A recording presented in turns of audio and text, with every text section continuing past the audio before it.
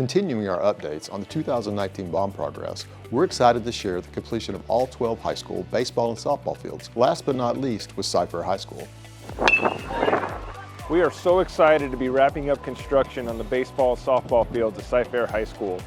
Cypress is the last of our 12 high schools to receive the artificial turf fields. Be able to come out and have a facility that's brand new, but not only that, but gives us the advantage to play on during bad weather, but be able to come out here after a rain and get back on it and practice, not have to reschedule games and things of that nature. It's been a blessing. One of the unique things about this project is that we completely demolished the old baseball and softball field and repositioned them on the site as part of the overall Cypress High School Master Plan project. The field just really brought it all together. There's so many more fans that can fit in the stands now, so it brings the energy up in every single game. The facilities team, along with our architects, engineers, athletics, and the Cypress High School leadership, worked very closely to try to maintain the look and feel of the original facility while updating everything to our new standard. Not too many will go on to play at the collegiate level. It's a very select and rare few that do. And so for them to get to play at such a premier site and to be a part of something really cool like this with